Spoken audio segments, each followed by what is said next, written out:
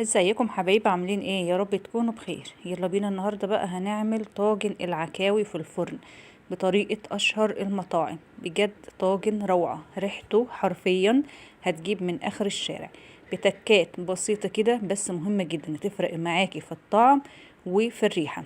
واللي ما جربش العكاوي قبل كده فايته كتير. يعني الطواجن دي ملكة العزومات، هتشرفوا كده في اي عزومة على سفرتك وعلى سفرة رمضان كمان في اي وقت. وفي الجو البرد ده بجد الطاجن ده بيكون رهيب، يعني ملك السفرة كده.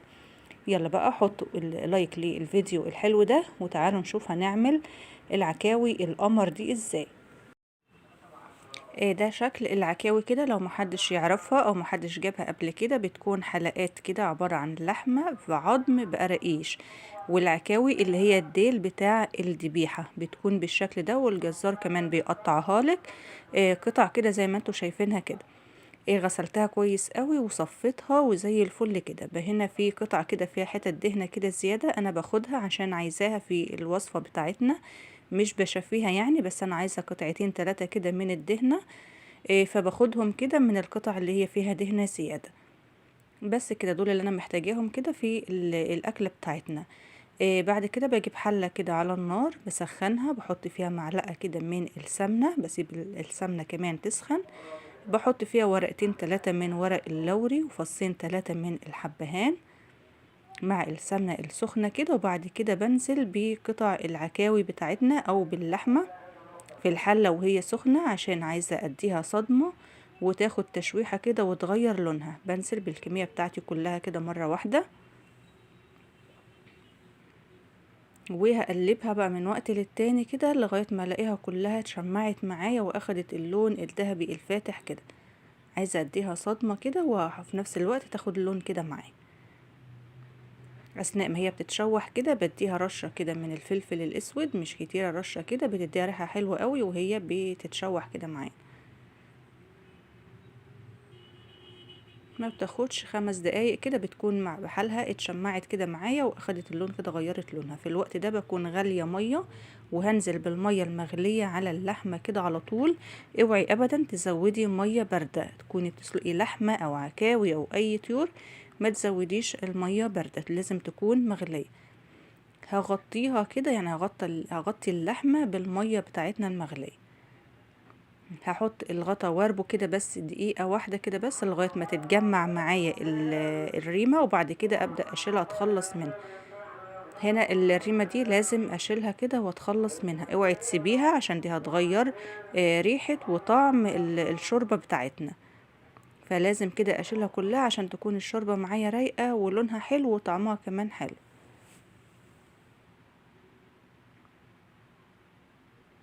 تمام كده بقت رايقة معايا كده وزي الفل. مجهزة بقى معايا طماطمتين كده مقطعاهم وبصلاية، هحطهم كده في الشوربة عشان يدوني اللون الحلو للشوربة والطعم والريحة كمان.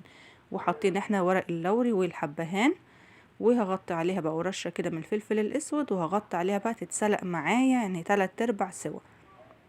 هنقلها على العين التانية جنب مني. وهنا في الطاسة جبت قطعتين الدهنة اللي قلت لكم عليها، في طاسة كده سخنة بحطهم، احط معاهم كده معلقة سمنة بلدي كده عشان تدينا بقى الطعم الحلو.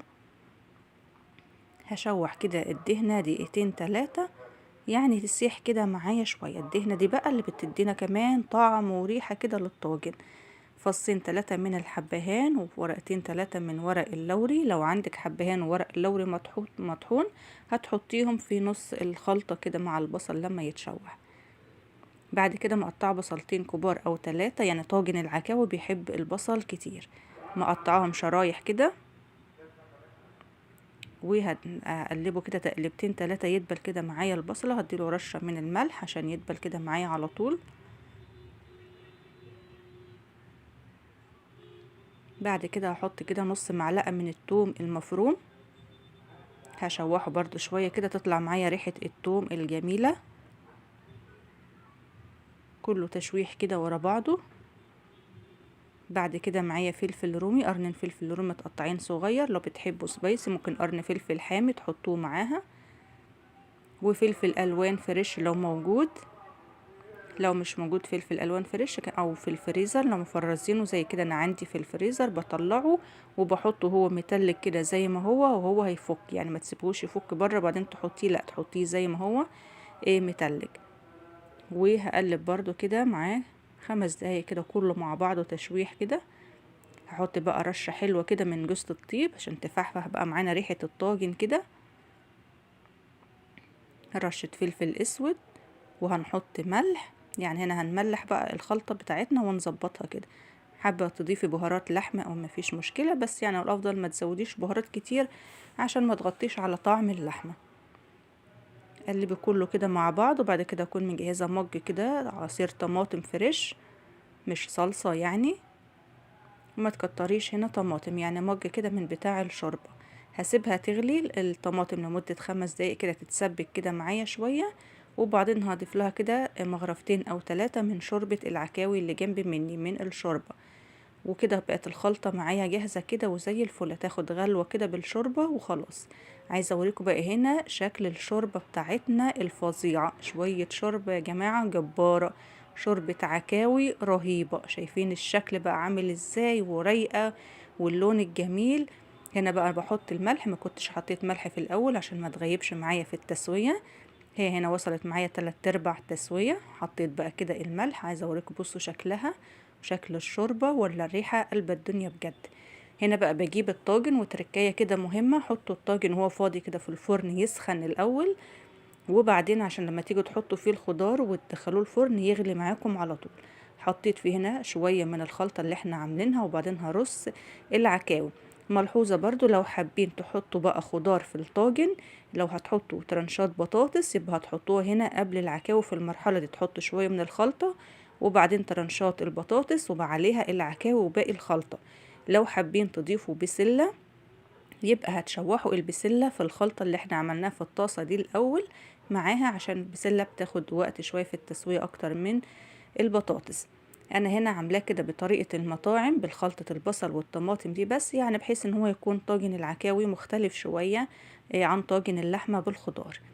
هنا بعد ما حطيت بقية الخلطة فوق العكاوي بحط هنا ترنشات طماطم كده على الوش، وقرنين فلفل كده بارد أو حامي، رشة ملح وفلفل على الوش. وطبعا انا مولعه الفرن يسخن، كنت مسخنه فيه الطاجن. وهدخل بقى الطاجن في الفرن من تحت، مش محتاجه ان انا اغطيه، احطه على الصاجه من تحت. هو على ما يكمل تسويه هيتشمع كده معايا وياخد اللون. مولعه الفرن والشوايه. لو لقيت الوش اتحمر منك وهو لسه مستواش او لسه فيه ميه كتير، طفي الشوايه وسيبيه يكمل تسويه. يعني مجمل التسويه في العكاوي كلها بتاخد تقريبا ساعه ونص، في ساعه في السلق، وفي الفرن كده في الطاجن بتاخد تقريبا نص ساعة. وكان طالع معانا بقى الطاجن بالجمال ده. وشايفين الشوربة، وعملنا كمان طاجن رز معمر كده مع طاجن العكاوي بجد رهيب. وشايفين الشوربة يا جماعة بتتكلم عن نفسها. يعني عايزة اقول لكم هو في الفرن كده كانت فعلا ريحته طالعة قلب الدنيا كده، ريحة الدفا كده وريحة فظيعة جبارة يعني. وطعم بجد مميز جدا جدا ودايبة ومستوية. شايفين بصوا انا بعملها بالشوكة كده بايد واحدة، بتطلع اللحمة معايا في الشوكة ازاي، فصلت اللحمة عن العضماية. وانا كمان كده عشان بصور بالشوكة بايد واحدة كده. شايفين مستوية وزبدة. اللي ما جربش فعلا العكاوي فايته كتير. جربوها بنفس الطريقة دي والتكات دي هتطلع معاكم يعني أجمل طاجن عكاوي هتاكلوه بجد في حياتكم. وبتمنى لو وصلتوا معايا لغاية هنا ما عملتوش لايك تعملوا لايك وتعليق حلو من تعليقاتكم الجميلة اللي بتفرحني وتسعدني. واشوفكم على خير في فيديو جديد ان شاء الله.